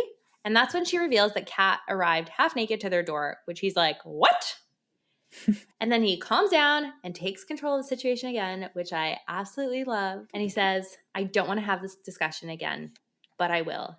You're about to get some hard truths because I wasn't clear enough in Corden. You raged today because you were angry. You got jealous because you were jealous. You grappled with inferiority because for some reason I can't understand, you feel inferior. And you lashed out with insecurity because I think both of us are just figuring this out as we go. Own your feelings like you did last year and be honest with me. Kat can't plan emotions, warp them, or even sway them unless you are already headed that way. Kat can only amplify what you're already feeling. And I am here for the tough love. I love that you did a direct quote of that entire thing because that is my romantic award. Really? I think that tough love at times is so romantic and so necessary. And especially in this moment, she doesn't want to hear it, but she needs to hear it. And he needs to say it. It needs to come from him. And I just think that is the most beautiful form of romance you can possibly get at. And it's so intimate and raw. It's just beautiful. I totally agree with you because I think that it's really hard sometimes to elevate another person to a level that like you know they can get to for their own good and for the good of your relationship. Because you're kind of going out on a limb. You're kind of saying, not kind of, but you are saying things that the other person doesn't want to hear. But it's so necessary. Mm-hmm. Absolutely. I don't know. I'm also married to a very tough love kind of guy. So this is like, this makes my heart sing. Mm-hmm. It's lovely. He's not the kind of person that's like nice with my feelings. Sometimes he's just like, this is how it is. Yeah. You need to hear it and I'm going to say it. So exactly. Buckle up. Yeah. He continues to tell her that Kat is powerful, but so is Violet. And that she can only wield weapons that Violet gives her. So he tells her, if you want to control your emotions, you need to control them in the first place, which allows the floodgates to open because she finally admits that she hasn't been in control essentially this whole book, which we obviously know because Elyse and I have been lamenting that Violet in Iron Flame is absolutely nothing like the Violet we fell in love with in Fourth Wing. And I think it's actually really healthy that Xaden's like, I get it, but you need to figure your shit out. No one else can do it for you. Thoughts? Oh, absolutely. Yes. And I can't remember if it's right here, but he does note the fact that she is an extremely logical person thrown into a completely illogical to her previous brain situation. Mm-hmm. So the fact that her entire world got flipped upside down to someone who isn't that logical might not be as life-altering as it would be for her. And it's not just that. Like, think of the past, 2 years of this girl's life. She thought she was going to be a scribe, just chilling out, and now she's the best of the best, probably going to be one of the best writers of the generation that they say in these chapters. And I just think all of those things together, on top of all of the drama and miscommunication and relationship issues that she has with Xaden in the first book, her brain is at the point that like she's like, I cannot compute. I am all done. And I think she's like at her tipping point, and I think he's like, I'm here for you, but it's time to tip. We got to hit that tipping point and start over. Love that. Yeah, it's kind of like making me think back and like, what was I too hard on her? Like just not having the patience and grace and allowing her to feel her feelings. But yeah, no, I love that. But again, that's the beauty of reading it for the first time versus reading it again. Like the first time you read it, you're meant to feel those like immediate emotions because you don't know the whole story and you only know one perspective. And one perspective is never going to give you the full story. And then you figure out all the stuff that happens on and on and on. And then you're like, oh. Hannah, you look like you are trying so hard not to say things. Yeah, I'm terrified. I'm the worst. Like, I accidentally spoiled something in ACOTAR for my husband because he's started reading the series, and now I'm like terrified. So I have nothing to say. Elyse has a lot of grace, though, if you spoil things for her. But I'll never forgive myself. I will Bless your never heart. forgive myself. I am the kind of person, if something gets spoiled for me, I won't read it. I'm like, nope, Oh, really? I'm done. Oh. I am such a diehard, like, I need to experience it authentically. Like, I don't even, like, Hannah and I will talk back and forth only if I'm ahead of her. Yeah. Like, Yeah. I just, like, I think also part of it is because I love predicting things so much that when that joy is, like, taken away from me a little bit, and I think I feel like a lot of women are like this, maybe you guys are too, like, I pick up on, like, the nuances of the way people say things, and I'm like, oh, what does that mean? Does that mean this? Does that? And then I'll start, like, like, my theory brain will go in a different direction. It's funny you say that because, like I mentioned earlier, I just finished Assassin's Blade, and without actually like spoiling it, because I knew where it was going, it took a lot of, I guess, joy from it. Like I wasn't as into it, and I didn't want, like I wasn't obsessing over it, and I read it kind of slowly and stuff just because like I was like, I knew that was going to happen, and I knew that I appreciated getting a lot more context to the world. And Myriam has explained to me that like no, like you need to read it, it'll all make sense in further books because it plants a lot of seeds. But it did remove a little bit of joy in reading it just because I knew the main plot points, you know? Sure, absolutely. Yes. I have also similar removed- feelings on Assassin's Blade. What was that?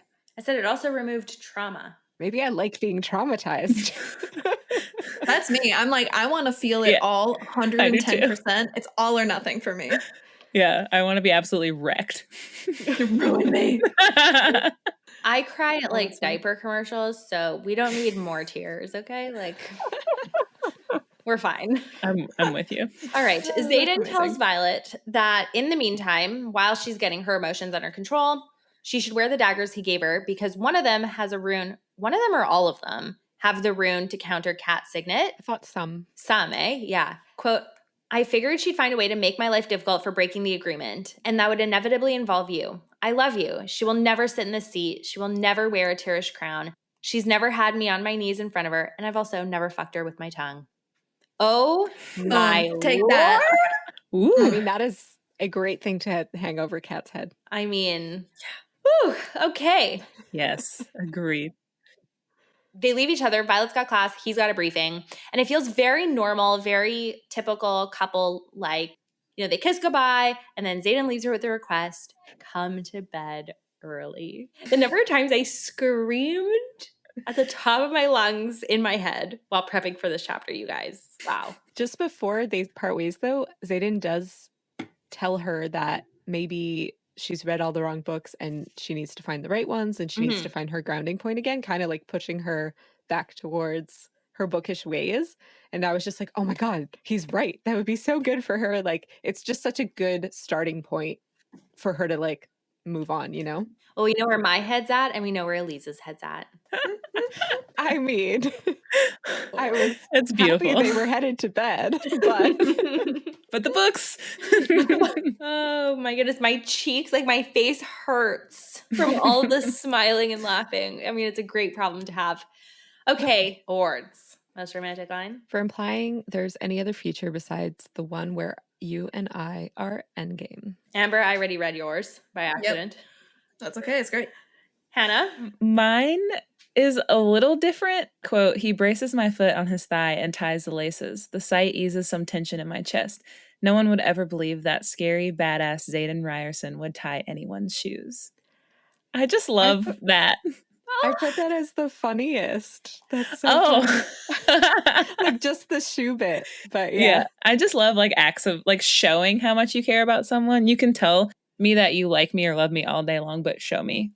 And to me, that is very much like putting her shoes on and tying them. I just thought that was really sweet because her feet don't touch the ground in the throne. Well, Elyse and I talked about that through this whole book so far when she was harping on the fact that he hadn't told her he loved her. He had showed her he loved her so many different ways. So we totally agree with that. And that moment of tenderness is really sweet.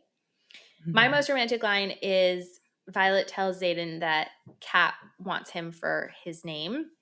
And he says, I know, and you love me in spite of it. That's one of the many reasons I will always choose you. So good. I love that. Just is a way with words. I know he's not real. Okay, funniest line. Amber, do you have a funniest? I have it's kind of funniest and spiciest, but it's when Xaden says, I don't like you thinking that you're not the center of my fucking world, yet here we are. And before you start another argument, I'll fuck you later tonight. Trust me, I'm making a momentary point, not a lasting vow of masochism. I picked that one too. So good. Yeah, Hannah? My favorite one was sit for a repeat performance. Hopefully. Okay, we've got lots of spicy lines to pick from in this chapter. What did you pick, Elyse? Every time I have to sit with the assembly, I'll be thinking about this. I'll be thinking about you. Amber? Mine was the previous one. I just wanted to pick like a different one, like kind of unique. That's not the obvious, like my chair, my woman. That's the one I picked. Yeah. It's iconic, guys. I figured we would all kind of mutually agree on that. Yeah. You know, pre-caveman. Pre-caveman. You know what? I picture him like almost like angry telling her that. And for whatever reason, I can get up. Yeah. Okay. Hannah? So I had that one, but I also put, look at how beautiful you are, Violet, coming for me on Tyrandor's throne. Oh, yeah. Chapter 49. Reluctantly, drifts are absorbed into squads as flyers and riders take the first steps towards working as a team. Kat still tries her hand at annoying Violet, only this time she's armed. Violet then ropes Dain into helping her translate Warwick's journal, and Dain proves that he might actually understand a thing or two about boundaries and respect. I finally gave him kudos, okay? About time. The pre-chapter blurb comes from Article 2, Section 1 of the Erasure Accord, and it says, flyers and riders are held equal in every regard with the exception of wing structure. Riders will maintain their wings, sections, and squads, as well as retain their commands. Every drift will be absorbed by a squad, and their leader will replace the squad's current executive officer for unit cohesiveness and efficiency. The chapter opens with Kat's drift and Violet's squad coming together as a single squad. As Violet approaches Crazy Cat with her Iron Squad patch, she has this mantra to herself that I freaking love, which is, Xaden loves me, he chose me, I will be the most powerful rider of my generation. Cat only has a power I choose to give her with or without my dagger. And I think that this is like almost comedic, but I kind of like it. I love it. I think I just love the notion of like Cat only has the power that I give her because it translates to a good life lesson. Like everything only has the power you give it. Like things will only bother you if you give them the power to. So it's just, yeah. I also absolutely love it. Again, Myriam, that's my romantic line. You did it right immediately. Because I love the like positive self-talk and like self-affirmations, and that can come in a lot of different ways. And it can also come in the like daily reminder that your people love you. Like, my people love me, I deserve to be loved. Like, I'm such a proponent of that, and I think it's absolutely beautiful that like last chapter she was in this headspace and they had that very productive conversation, and now it's like bam, that is now her inner monologue, and she's like telling herself this, and we can see as this chapter goes on, like she's clearly in a better place and able to handle all these situations better as a result. Yeah, totally. So the flyers are confused about the whole patch situation. Violet explains that it indicates rank, wing, squad, signet, and that patches are earned, not given. But Violet can't help herself. She's made some progress, Amber, but she does have a little petty bone in her body because she mentions that Kat's probably never encountered a patch because Xaden hates them. But then When she doesn't really react to Kat's commentary, she's surprised. Heh. We love Xaden's forethought. Those daggers are working. Mhm. And like a blithering idiot, which is a McGonagall reference, I always have to add in a Harry Potter reference whenever I can. Kat calls her out that, quote, being in the same squad doesn't change the fact that it's still my crown. And I feel so bad for her. I feel so embarrassed for her that the girl won't just give it up. Yeah, in that moment I was like, oh, okay, we're bordering on sad now. Like I think we could reel it in. Yeah, but Violet has the best retort. She says, did you know that Tyrrendor hasn't had a crown in more than 600 years? Turns out they melted them all down to forge the unification crown, so good luck with that. And then my fucking favorite line from the whole book. She turns to Kat and she goes, oh, and one more thing. She lowers her voice and Kat's like, what? And Violet goes, that trick you mentioned, you know, the one with the fingers? Thanks. So good. That's the sickest burn. I'm like smashing on the keyboard. I'm screaming. I'm dancing. Clap back of the century. Absolutely. So good. So freaking good. Like the satisfaction. I wish I had the balls to do something like that in real life, but I don't. Oh. All of Violet's friends have the same reaction that we do.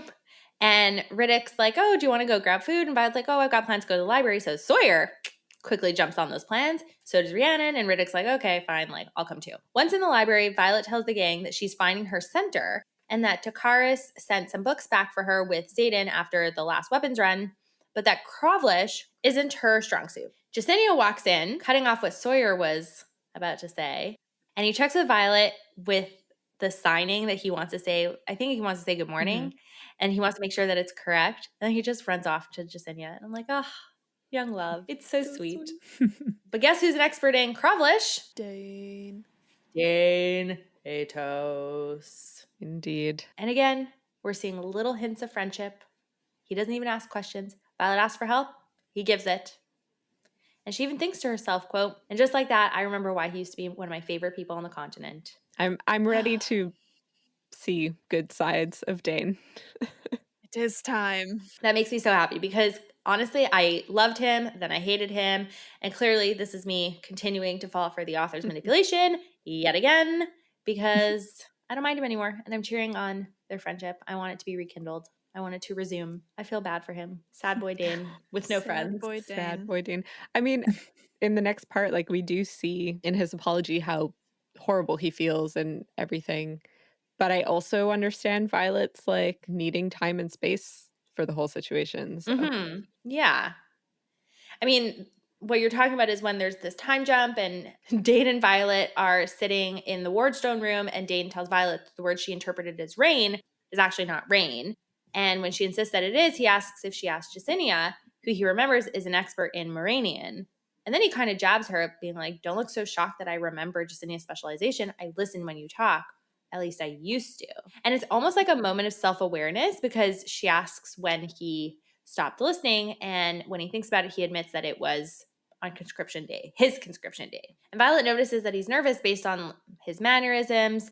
So again, this is just a hint at their shared past and how well they know each other because she's picking up on his little tics. And then we get a Dain dump quote. I was so pissed and scared. I finally made it to second year, gained the privilege of visiting other quadrants, so I might be able to see you. And instead of being tucked away safely with the scribes, you show up dressed in black for the Riders Quadrant on your mother's orders. So dizzy, I still have no idea how you made it across the parapet. All I could think was that I just survived a year of hearing my friends' names called on the death roll, and I was going to make damn sure yours wasn't. And then you wanted to hate me for trying to give you what you'd always told me you wanted. I mean, a hint of pity. This is a classic whose perspective are you in situation. Mm-hmm. I mean, the reason we don't like him, we're from Violet's perspective. We don't understand his motives initially. Yeah, I mean, I think... And now we're starting to get a little bit of insight. I think it was always clear that his heart was in the right place in terms of like wanting to protect her. But the frustration was always like, you're not listening to her and you're forcing her, you keep pushing her to do something she doesn't want to do. And his version of protecting like went against what she wanted to do. So it was just frustrating, you know? But I agree, his heart was in the right place. And obviously in this moment we 100%. could see he cares for her. So His issue is he was just failing to see her perspective in any way, shape, or form. absolutely. Which is, I mean, the classic tale. Yeah. Well, because that's when they go back. They're like, oh, well, like you weren't like this when you were a kid. And he's like, yeah, well, you changed. I'm allowed to have changed as well. And I just think it was that moment of sometimes I think Violet had, especially in Fourth Wing, she had such emotional intelligence and she was able to use her brain in emotional situations. And this was the one emotional situation that she couldn't. And like Amber said, because we were in her head, we kind of just like went along with it and hated on him. Dain changes the subject to that of the translations and asks her where the rest of the translations are. And we talked about this, last week, Elyse? Yes. About him not helping? No, about her retranslating the same bit over and over. You said it. Like, how come she hasn't done the whole book? Like, what a weird strategy. There you go. Took Dain to point it out. Took Dain to point it out indeed. And this is another hint at their friendship because he's like, you of all people didn't read a book cover to cover. I think like he maybe pushed it like a little too far, like reminding her of their friendship because instead of properly communicating, she just tries to bail. She's like, I'm out of here. This is too much. We can't make this much progress in one shot. But Dain won't let her. He asks her whether they're finally going to talk about what happened. And instead of, again, being healthy, she changes the subject yet again, asking him whether he knows how to imbue the ward stone. And he answers in the affirmative, but he also apologizes. And he's not willing to let things go now that he knows the consequences of his actions. And he's trying to make things right. And I feel for him so much. Yeah, I think it's nice that he's trying to make things right, but I also love that he listens to her when she's like, look, I'm not ready to have this conversation and we still need to work together, but I can't have this conversation. And he respects that because it's like someone she truly cared about died. So that takes time. And if she isn't ready, I think that's fair. Yes. And I just love that he's like listening to that, respecting it. I agree. It shows a lot of growth on his part too. I just feel so bad for him. He didn't do it on purpose. He just keeps apologizing for the role he played in their death. Like, I just feel so terrible. And now Violet is ready to go at it, ? Because, like, she tells him at first, like, oh, I don't want to talk about it, blah, blah, blah. And then she goes, like, well, did you steal my memories every time you touched me last year? And he says no. Do we believe him? Yeah. That was not spicy. I thought there would be a spicy answer in there. That's fine. Yeah. Okay. Dain defends himself, telling her, quote, I did it by accident the first time. I was just so used to touching you, and you'd gotten close to Ryerson, and my father had pretty much bragged about the way your mother cut into him. I knew he had to be after revenge, but you wouldn't listen to me. And then he acknowledges that he fucks up, and he continues to apologize. Like, this guy is on an apology tour. He is, like, nonstop apologizing. And he's apologizing, like, in a good way, I feel. Like, he's not just being like, I'm sorry you feel that way. He's like actually genuinely apologizing. Anyway, in the meantime, she realizes that he actually imbued the stone. And then we're just jumping topic to topic because then she asks Dain for help on the translation. And then she insists that they, like you said, Elyse, don't talk about, as long as like she sets this boundary, that they don't talk about Liam and Soleil. And he's disappointed, but he agrees. Well, she says like it might just take a while before I'm ready to. And he's like, I could work with that. So she's not shutting the door completely, but it's just like not now. And I liked it.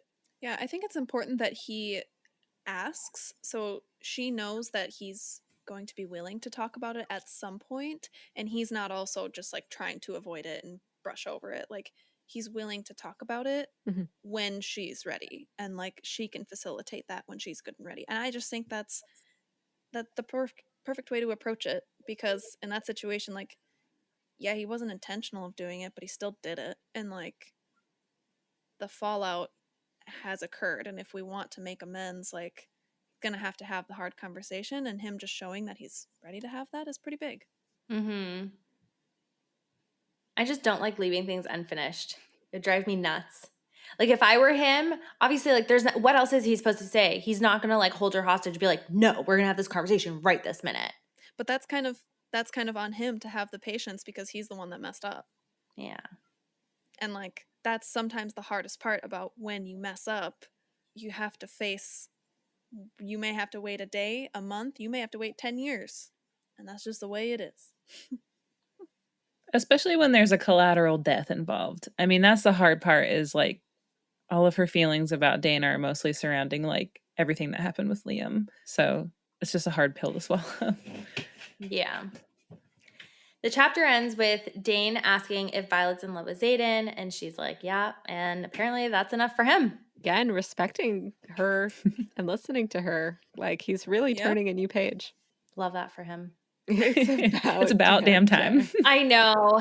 I don't know. I like really didn't think I'd be saying this because I've been on a journey with Dain, but I just want him and Violet to be friends again, and I want him to like find his people. I just picture him like in Eurasia by himself, like in a corner. Do we know that he doesn't have I don't friends? know. Like, yeah, he has. Where are his friends?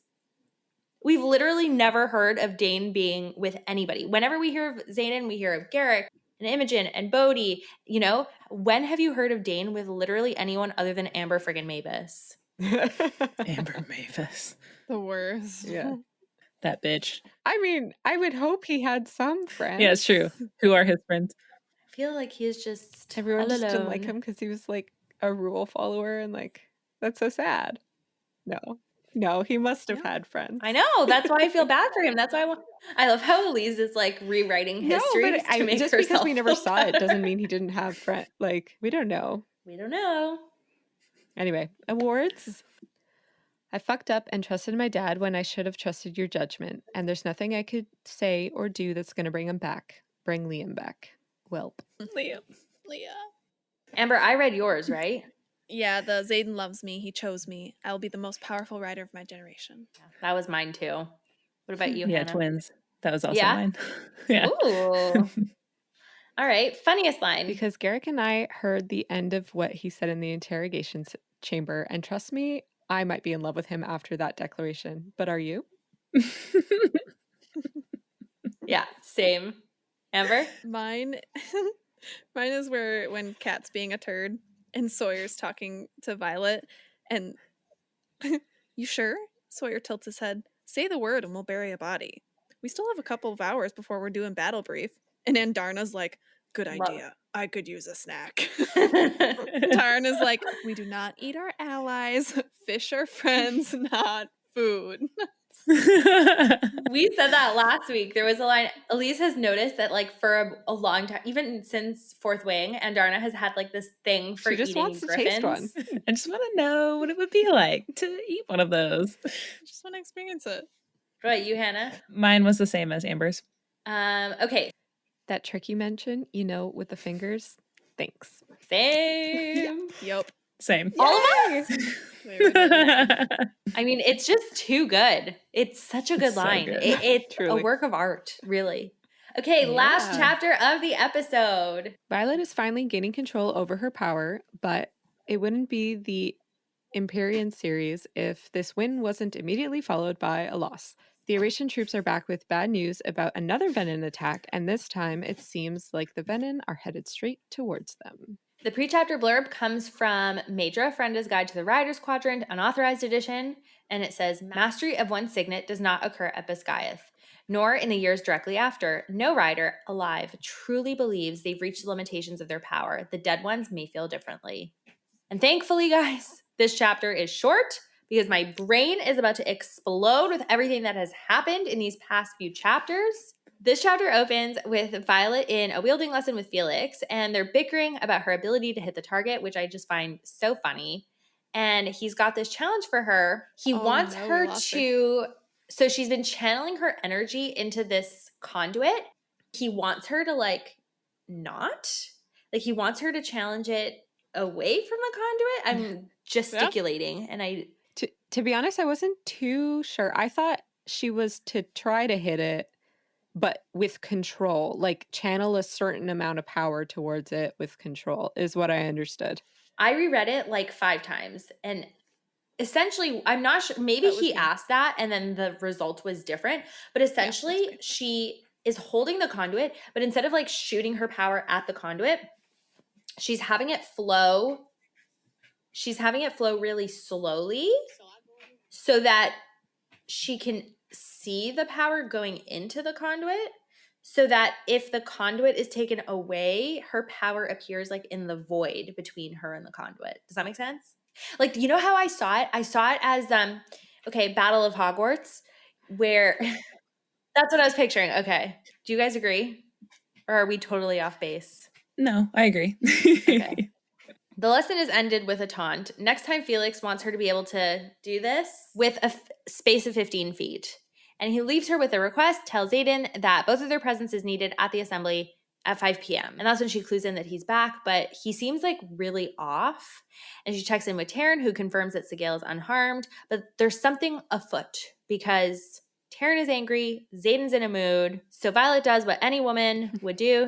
She brings a man food when he's grumpy. Yeah. And she takes it up to their room, but on her way, she bumps into Garrick, Bodhi, and Heaton, who reveal that Venin took over a town that's only a flight east from Drathis. So I did pull up my map, and essentially Drathis is, I think that's how you pronounce it anyway, is just to the east of the cliffs of Draelor, which is just where that path that they took with the griffins was. So it's really freaking close. We didn't really leave off on a cliffhanger. Like we sort of did, but not really. But I feel bad for you, Elyse. Oh, that's all right. I'll read it tomorrow. Yeah. And that's it. I mean, I think it's worth noting that the Venin going to that town of Drathis, they skipped over a bunch of other towns. So they didn't like move sucking power as they've been doing, but they like purposefully settled there because it's a good, I guess, pinpoint to then attack Erasha, or that's what it looks like they're doing, which is terrifying. Maybe I don't want to keep reading. Maybe we could just end there. No, Elyse, Hannah. Yeah, well, like I said, I told Elyse the episode's not out yet, but I told Elyse that the end of this book will make her so mad that it might be like friendship ending levels of I think Hannah's angry. lagging quite a bit. Like she may really not like me anymore, and we may need to take like a little friendship break.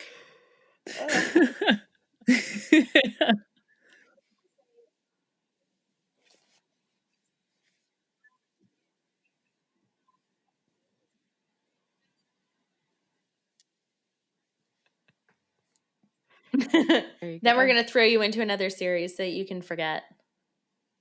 Yeah. Oh man, I was in a mood. I was in a mood for like days after finishing this book. Note the silence from our guests. It's a doozy of an episode. I'm only silent because my internet is like garbling what you guys are saying. So